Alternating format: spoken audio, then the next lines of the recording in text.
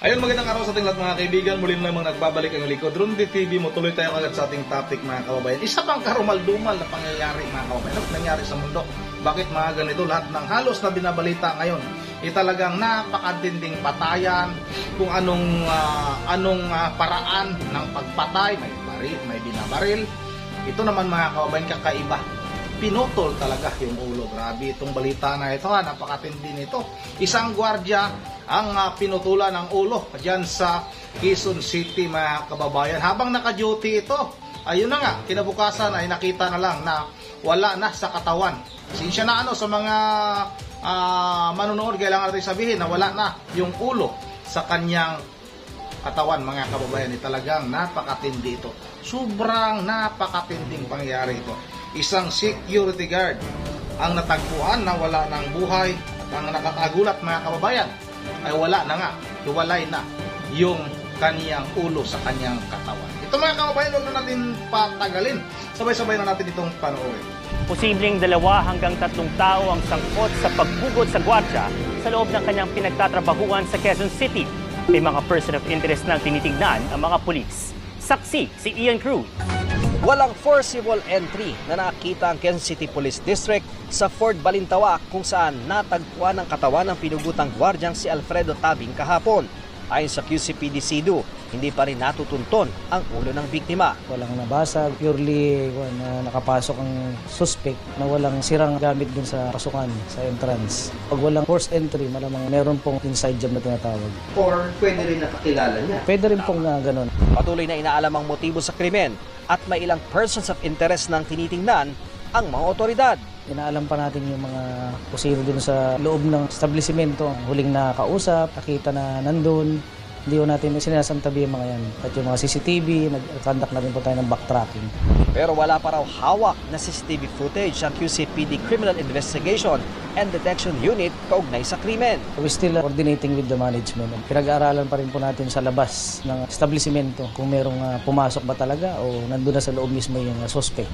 Nabatid na papalitan na sana sa duty ng 2 gwardya ang biktima nang matagpuan itong patay sa upuan sa service bay ng establishmento kahapon ng umaga. Alas 5 ng hapon noong bisperas ng Pasko, ang huling entry ng biktima sa logbook nilang mga gwardya.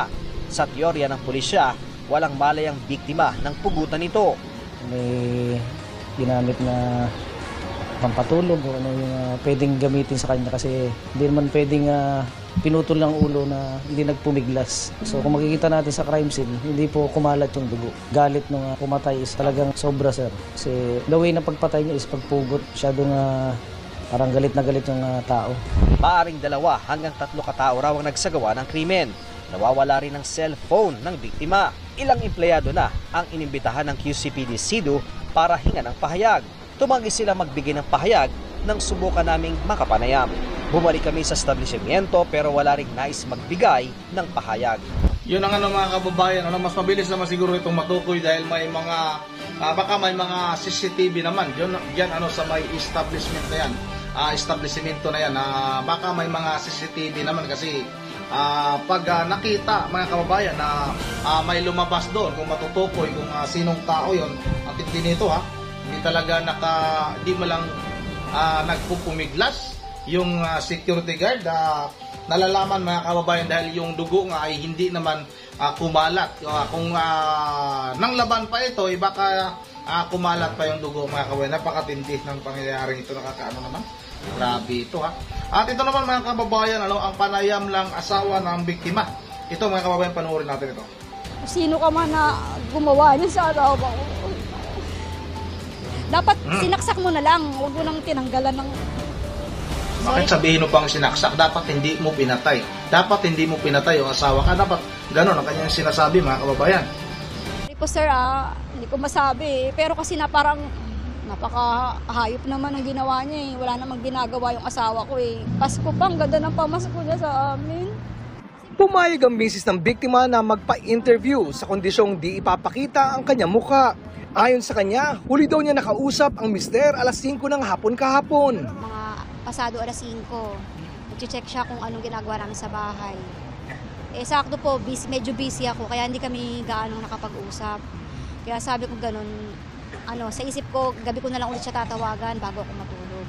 Bandang alas 10 ng gabi, sinubukan niyang tawagan si Tabing pero di na raw ito sumasagot. Nang sadyain niya ito sa pinagtatrabahuan kaninang umaga, dito na niya napag-alaman ang kalunos-lunos na sinapit ni Tabing.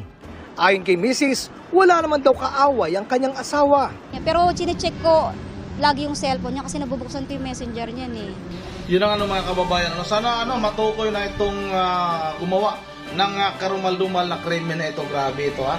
Ngayon lang tayo din nakakarinig ng mga ganitong balita na isang security guard ay pinugutan ng ulo mga kababayan. Ibig na yung security guard ang nagbantay, siya patuloy yung napugutan ng ulo. Ibig sabihin mga kababayan ay baka kakilala ng biktima kasi nga bakit hindi mo lang siya nakaalis doon sa kanyang upuan, bakit natulog ba ito tapos nandun na sa loob itong kriminal na ito. Hindi naman, grabe naman ito.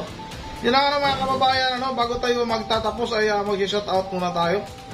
Grabe ha, sa Cebu talagang pinatay yung mag-ina at ang pumatay yung yung inaamin din na lango sa pinagbabawal na gamot. Baka naman ang nito mga kababayan, pumatay din ay hindi naman talaga magagawa ng isang normal na tao pag mga ganyang klaseng patayan mga kababayan. Shout out kay Maria Ambita, shout out kay Marisa Bambao, shout out kay Josephine Abundo, shout out kay Ilin Dilin, shout out kay Gigi Ramos, kay Lucia Arcilia, shout out City Saliha Baguan, shout out idol Buda Lucin, shout out kay Realme Phone, Realme 6, Juso Junior ng Wagda Novebol, shout out kay Ma'am Joyce na magbe-birthday ngayong January 1 ay mag 59 years old na si Ma'am Joyce. Advance happy birthday ma'am, at talagang New Year yung birthday ni Ma'am Joyce. At kay Ma'am Virgie Religious ng Pulilan, Bulacan na nag-celebrate din ng 71 birthday. Sa happy birthday sa iyo Ma'am Virgie Religious ng Pulilan, Bulacan. Crisanta Casuya, shout out. Marisa Maribella, shout out. Tilardo Sobrido, shout out. Ronald Diracien, shout out. Corazon Bonse, kay Andy Piao TV, kay Caroline Kawakami ng Japan, Lin Helen. Dito sa bandang baba kay Robert Mabaling, shout out idol ha. Kay Trabahador Mix Vlog, shout out sa iyo idol. Shout out din kay friends Alija Bunalos, shout out kay Hirimia Saha, kay Virgie Idubas, at kay Ana Williams, shout out. Aki Ruhiraki 524, shout out. Inocencia Kwa, shout out. Shout out rin kay Christina Rica Frenti, at shout out kay Sunya Andarayan. Yun ang hanggang dito lang muna. At ulit, advance happy new year sa lahat. Sana magandang pasok ng ating buhay pagdating ng 2024 mga kababayan. Once again, this is Sundi TV mo. Ingat ang lahat. God bless bawat isa sa atin.